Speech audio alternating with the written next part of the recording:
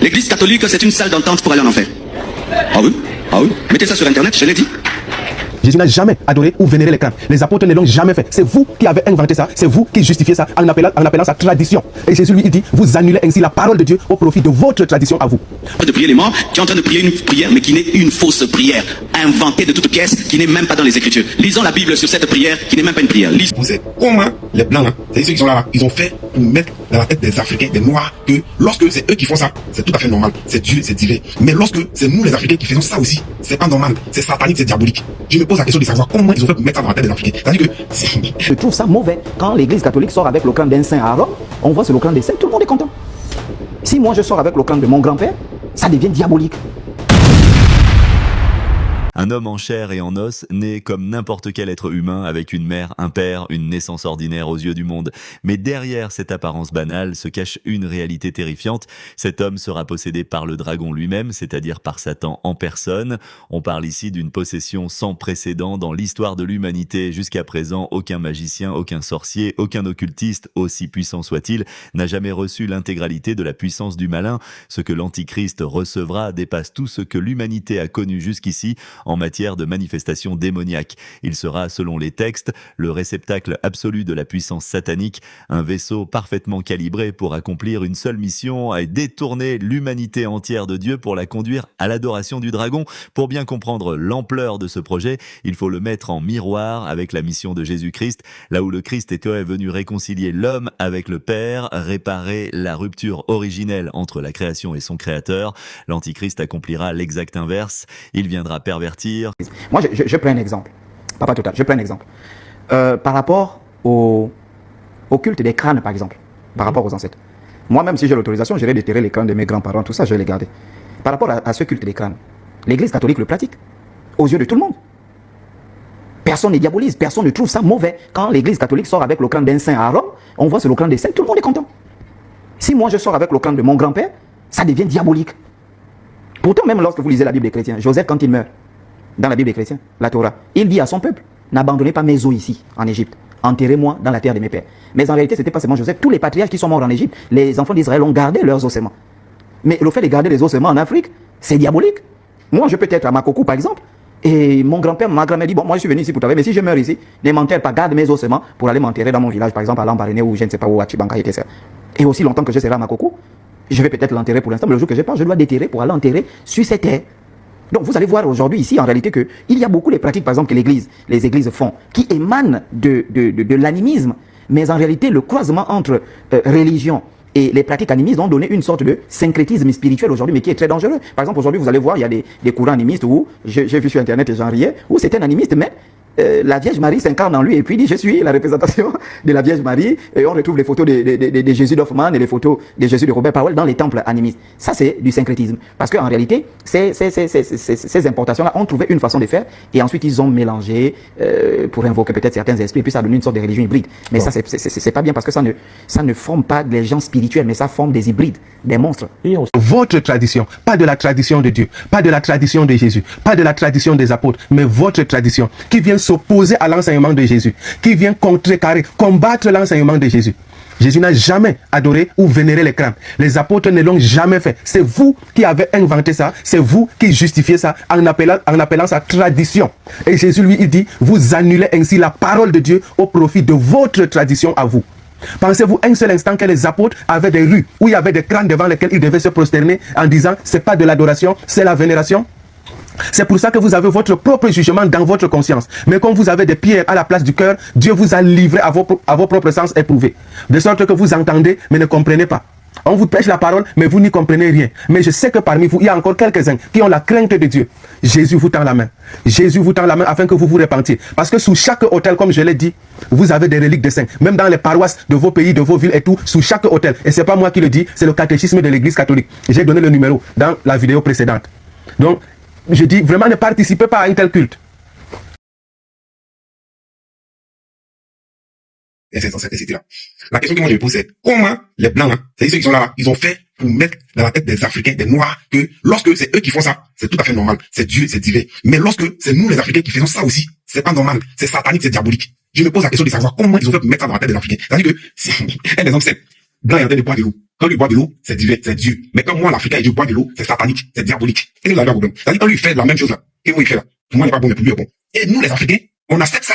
C'est-à-dire, c'est qu'ils ont dit là, non, on accepte. On dit c'est vrai, c'est pour là qui est bon, et puis pour nous il n'est pas bon. Comment ils ont fait pour mettre ça dans notre tête là? C'est ça, je veux savoir, ils me demandent, mais ils n'arrivent pas à comprendre. Depuis autant longtemps jusqu'à maintenant, ça continue. C'est-à-dire, avant, on peut dire les gens d'avant, ils n'avaient pas les équipements, la technologie nécessaire pour comprendre que c'est faux. Mais aujourd'hui, nous on a tout pour savoir que c'est faux, qu'ils nous ont menti, qu'ils se foutent de nous. Mais on continue de croire que ce qu'ils disent là, c'est ça qui est vrai. C'est-à-dire que pour eux, c'est bon, lorsqu'ils savent qu'ils font, mais pour nous, quand on fait, c'est pas bon.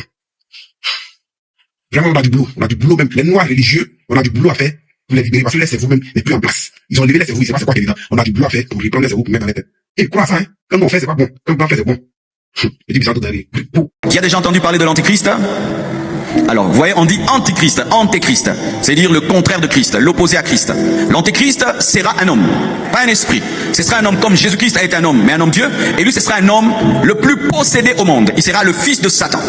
Il naîtra dans ce monde comme tout homme né, mais il sera possédé par le dragon. Le dragon lui donnera toute sa puissance. Tous les magiciens qui existent aujourd'hui, aucun n'a reçu toute la puissance de Satan. Mais l'antichrist recevra toute la puissance de Satan. Son rôle sera quoi? Ce sera amener le monde entier à adorer le dragon, adorer la bête. Comme Jésus-Christ est venu nous réconcilier avec le Père, lui viendra pervertir le monde afin d'amener le monde à adorer Satan. Et cet antichrist travaille déjà dans le secret. Il y a ce qu'on appelle le mystère de l'iniquité, c'est-à-dire qu'il y a un système démoniaque, satanique qui opère pour préparer sa venue. L'homosexualité, l'athéisme, le rationalisme. Aujourd'hui, le monde devient un. Le développement de la technologie, la surveillance de l'homme, où partout tu es, il y a des caméras, tout est tracé, ton compte en banque, tes faits et gestes, partout. Regardez surtout ce qui se passe en Chine, où tout est tracé sur ta vie. Tu as brûlé le feu rouge, tout est connu sur toi. Tout ça prépare la venue de l'antichrist, parce que l'antichrist désire contrôler les hommes, afin de contrôler celui qui aura la marque de la bête et celui qui ne l'aura pas. La Bible nous dit que lorsqu'il viendra, personne ne pourra acheter ni vendre sans avoir sa marque 666.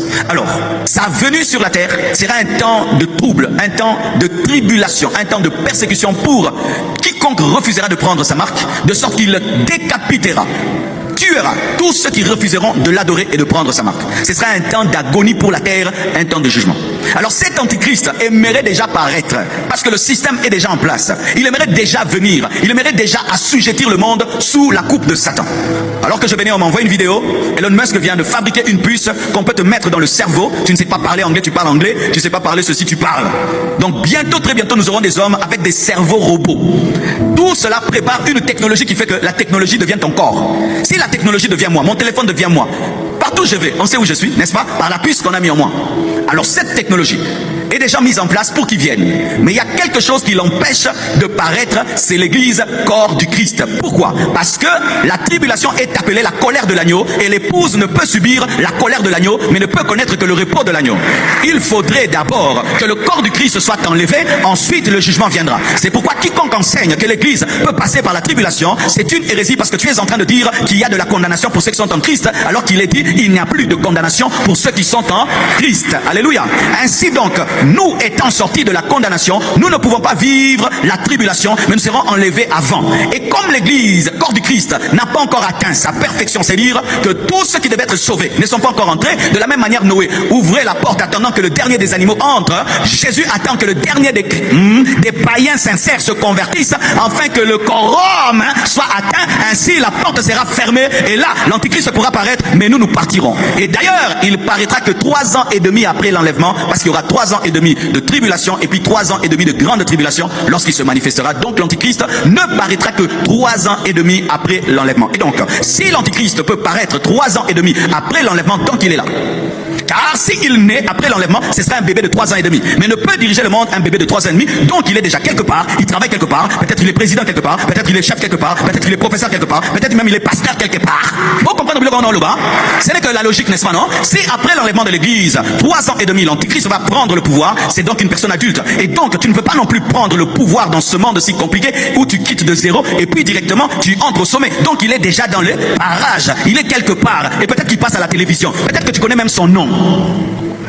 Mais il ne peut entrer en fonction que si l'épouse est partie. Notre rôle, c'est d'empêcher la putréfaction. De la même manière que le sel dans la nourriture empêche la pourriture, de la même manière que la lumière empêche le ténèbre, nous sommes là pour stopper, Mais pendant que nous stoppons, nous faisons quoi? Nous faisons entrer les gens, nous convertissons les gens, nous évangélisons, nous stoppons, nous sauvons, nous stoppons, nous sauvons, nous stoppons, nous sauvons, nous stoppons, nous sauvons. C'est ça le rôle de l'église. Église, souviens-toi de ta mission. Église, souviens-toi de la mission. Nous avons oublié le mariage, les voyages, l'argent, les richesses. Non, nous sommes là pour empêcher la pourriture, la putréfaction et sauver le maximum d'hommes et les faire entrer dans l'église. C'est pourquoi nous sommes là. Nous n'avons pas été enlevés le jour où nous avons été sauvés parce que Dieu avait un travail pour nous. Je répète, nous n'avons pas été enlevés le jour où nous avons été sauvés parce que Dieu a un travail. Dieu a déjà fini avec ton salut. Il peut te prendre maintenant, tu vas au ciel. Mais pourquoi tu es resté là? Parce que tu as une mission. Stopper et sauver. Stopper et sauver. Stopper et sauver. Alléluia. Vous voyez, lorsqu'il y a une guerre et qu'une armée veut attaquer une autre, il y a les boucliers humains. On met les autres mettent des enfants autour d'eux. Vous avez peur de bombarder parce qu'il y a des enfants. Et qu'est-ce que les autres attendent? Que les enfants partent pour bombarder. Et tant que nous sommes là, il n'y aura pas le bombardement. Il n'y aura pas le bombardement. Il n'y aura pas le bombardement. Il n'y aura pas le bombardement. Je répète, il n'y aura pas le bombardement. Tant que Rahab, la prostituée, n'a pas encore mis le cordon cramoisi à la fenêtre, il n'y aura pas chute de Jéricho. Parce qu'il faudrait d'abord qu'elle puisse se mettre en sécurité pour qu'il y ait la chute de Jéricho. Donne-moi la main, donne-moi la main, donne-moi la main, donne-moi la main, donne-moi la main. Un pasteur donne sa chaussure sale, donc la coscos, la coco bianco. Il enlève, il donne à l'une de ses brebis et il dit de porter sa chaussure qui sent là. Et il dit que tu vas parcourir les nations parce que tu as porté ma chaussure. Regardons ça et puis on commente. Viens maman. Viens maman. Viens maman. Enlève ma chaussure s'il te plaît. Enlève ma chaussure. Donne-lui.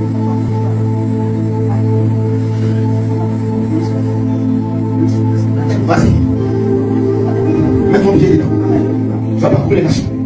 Pose la chaussure. Restez derrière elle.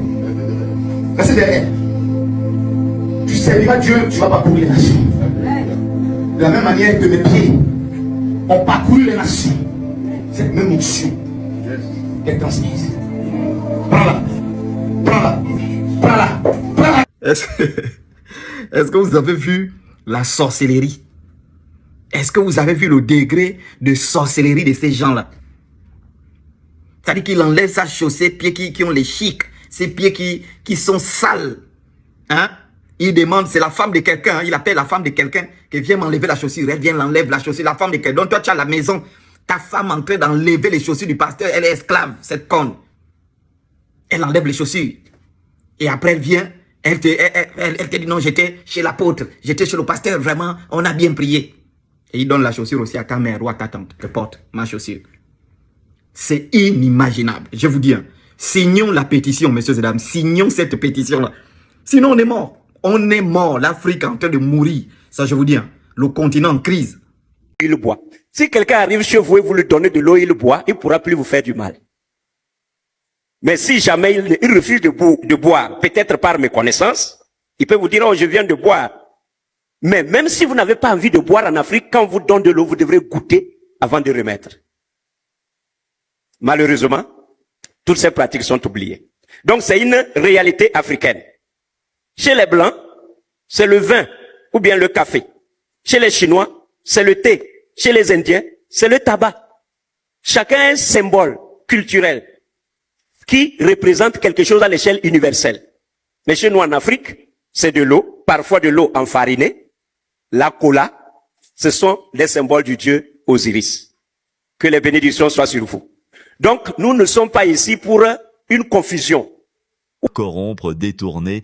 Son objectif ultime sera de faire basculer le monde entier vers l'adoration de la bête dans un renversement total des valeurs spirituelles. Et le plus troublant dans tout cela, c'est que ce projet ne serait pas une simple hypothèse future, un scénario de fin des temps encore lointain. Selon cette lecture des Écritures, le travail de préparation aurait déjà commencé silencieusement dans l'ombre. On parle ici de ce que les textes bibliques appellent le mystère de l'iniquité, c'est-à-dire un système entier, structuré, organisé, qui opérerait déjà pour pour préparer le terrain à la venue de cette figure. Ce système ne se limiterait pas à des rituels occultes cachés dans des cercles ésotériques restreints.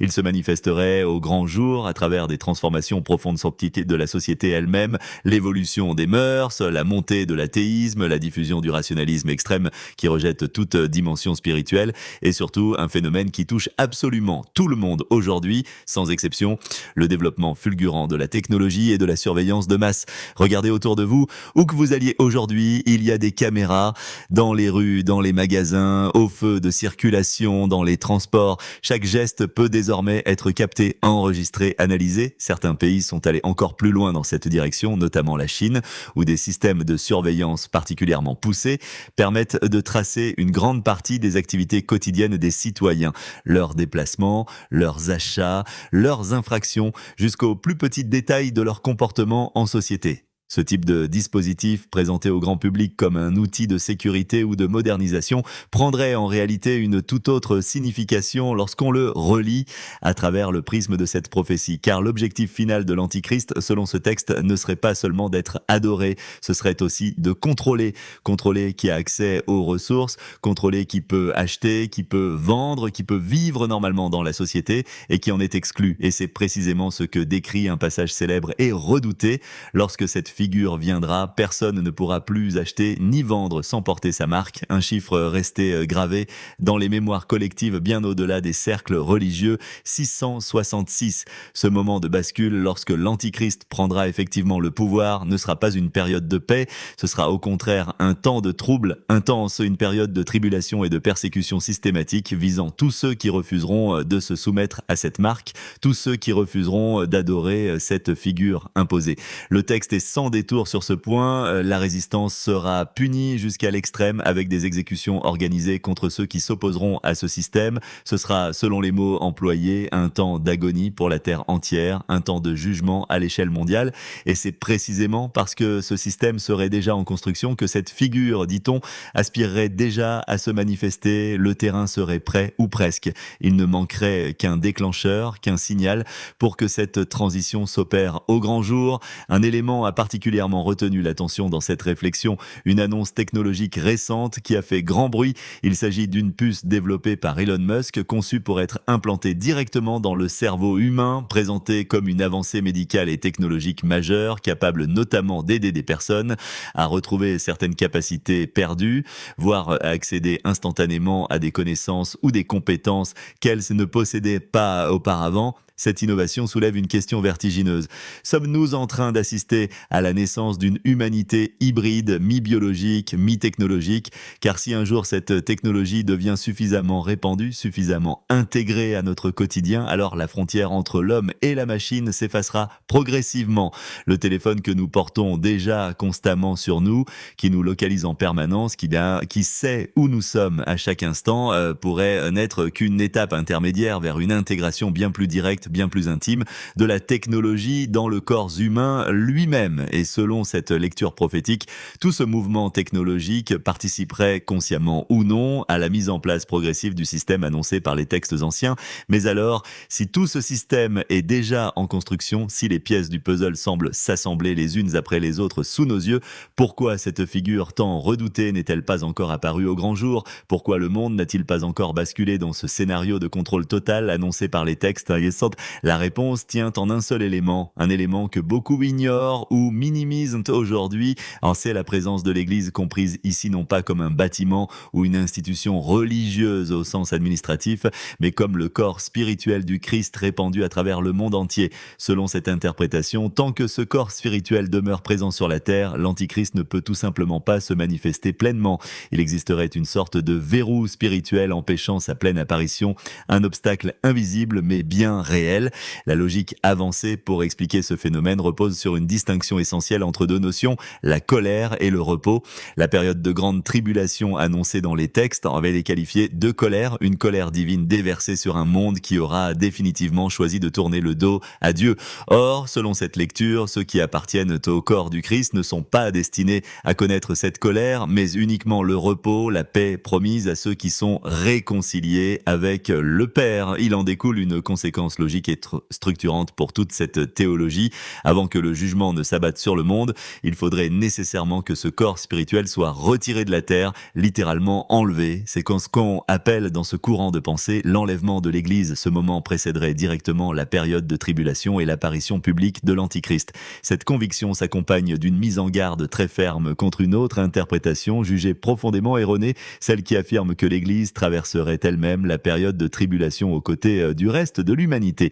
Cette position est ici qualifiée sans détour d'hérésie car elle reviendrait, selon cette logique, à prétendre qu'il existe encore une forme de condamnation possible pour ceux qui sont unis au Christ, alors même que les textes affirment justement le contraire. Il n'y aurait plus aucune condamnation pour ceux qui sont en Christ. Cette affirmation constitue un pilier fondamental de cette théologie. Puisque les croyants sont sortis de la condamnation, ils ne peuvent logiquement pas traverser une période présentée précisément comme un temps de jugement et de colère. Il serait donc retiré avant que cette période ne commence. Mais alors, pourquoi ce retrait n'a-t-il pas encore eu lieu si le système semble déjà si avancé? La réponse avancée ici touche à une notion de patience et d'accomplissement progressif.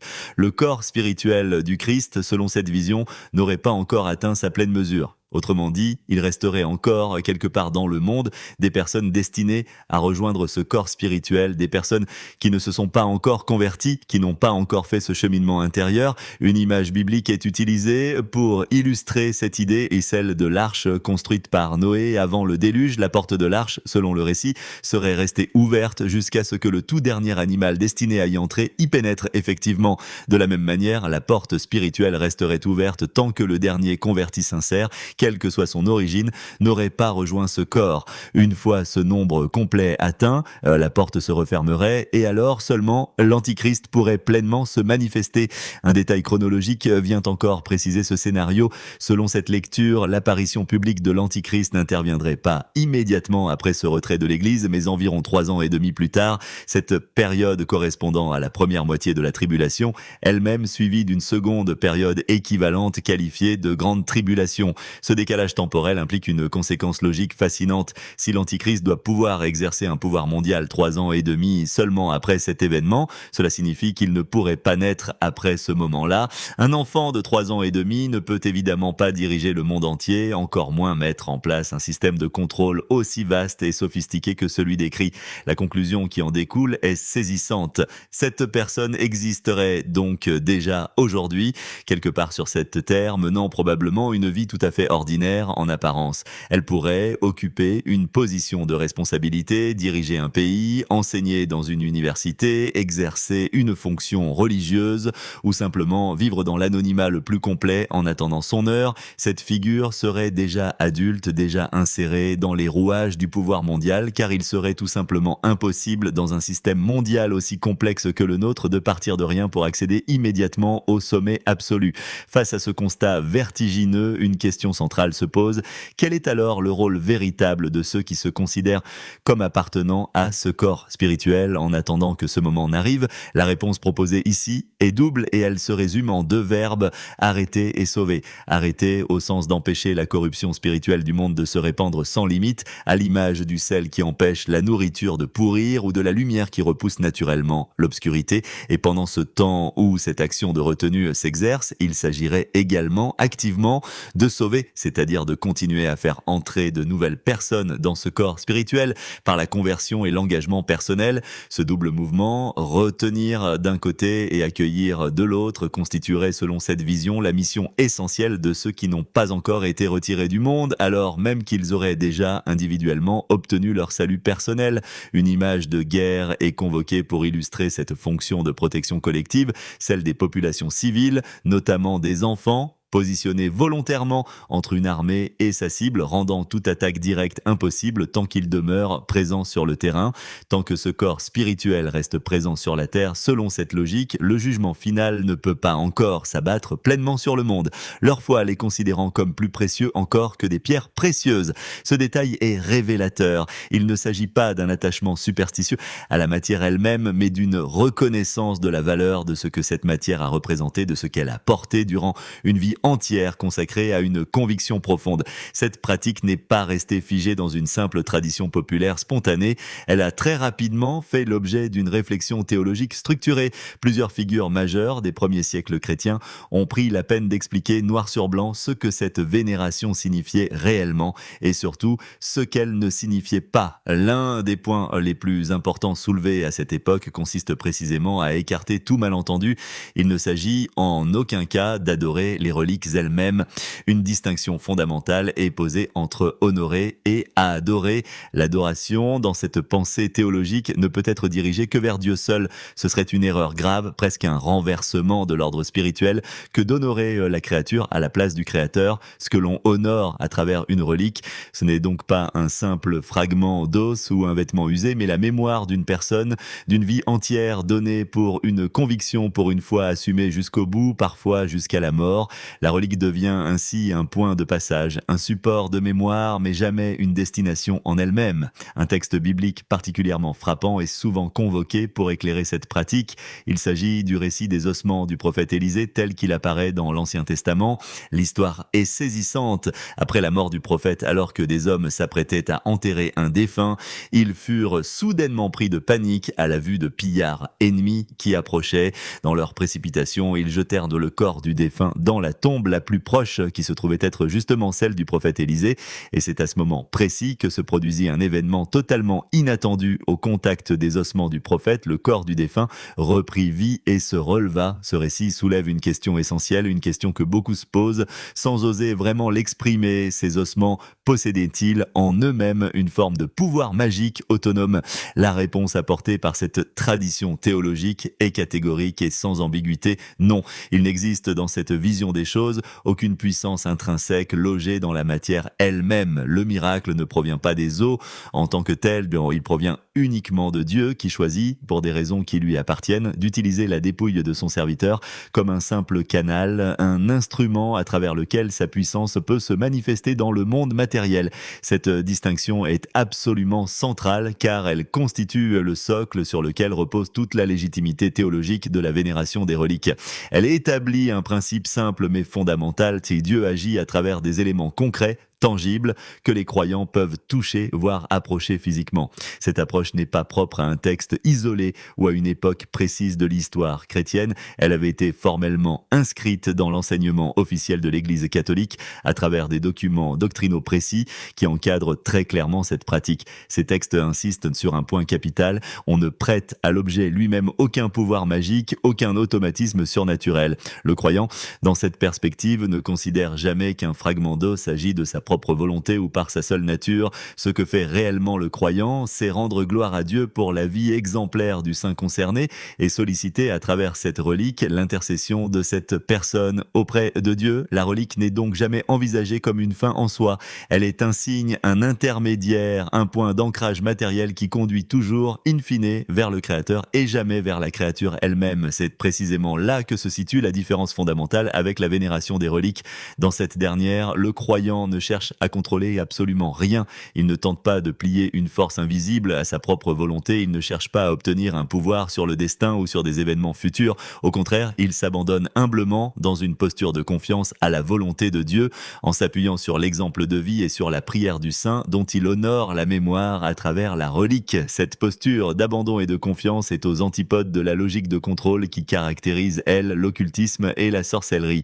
Dans ces pratiques rejetées, l'être humain se place en position de maîtrise face à des forces spirituelles, cherchant à les plier à ses propres fins, souvent personnelles, égoïstes, ou en tout cas centrées sur sa propre volonté plutôt que sur une soumission à une puissance supérieure. Dans la vénération des reliques, c'est l'exact inverse qui se produit. L'être humain reconnaît sa propre limite en sa propre petitesse et se tourne vers une puissance qui le dépasse totalement, sans chercher à la manipuler ni à en tirer un pouvoir personnel. Il existe également dans cette réflexion un point d'équilibre équilibre particulièrement délicat à trouver, un point qui mérite d'être abordé avec beaucoup de nuances, celui du respect dû aux traditions culturelles qui, elles aussi, accordent une importance particulière aux symboles funéraires ou au reste des défunts, sans pour autant relever de la magie ou de l'occultisme. Il serait profondément injuste et intellectuellement malhonnête de considérer que toute pratique impliquant des symboles liés à la mort ou aux ancêtres relève automatiquement de pratiques occultes condamnables. De très nombreuses traditions à travers le monde, notamment certaines pratiques de respect des ancêtres ou certains rites funéraires traditionnels, traduisent en réalité une conscience profonde de la continuité de la vie au-delà de la mort physique, ainsi qu'un attachement légitime à la mémoire de ceux qui ont vécu avant nous. Ces pratiques méritent à ce titre un regard nuancé, éclairé, qui ne se limite pas à un jugement hâtif porté depuis l'extérieur, sans réelle compréhension de leur signification profonde pour les communautés qui les portent. La véritable question à se poser, dans chaque cas particulier, n'est donc pas de savoir si des symboles liés à la mort sont utilisés, mais plutôt de comprendre l'intention qui anime cette pratique. S'agit-il d'un geste de mémoire d'honneur, de continuité spirituelle, ou bien s'agit-il d'une tentative de manipulation de forces invisibles à des fins personnelles? Ce travail de discernement, aussi exigeant soit-il, reste absolument essentiel pour éviter deux écueils tout aussi problématiques l'un que l'autre. Le premier écueil consisterait à condamner en bloc, par méconnaissance ou par préjugé, des traditions culturelles entières simplement parce qu'elles manipulent des symboles liés à la mort, sans prendre la peine de comprendre leur signification réelle. Le second écueil, tout aussi dangereux, consisterait à l'inverse à minimiser ou à ignorer les véritables dérives occultes qui, elles, existent réellement et qui reposent effectivement sur une logique de manipulation et de contrôle des forces invisibles. Entre ces deux extrêmes se trouve un chemin étroit, celui du discernement véritable,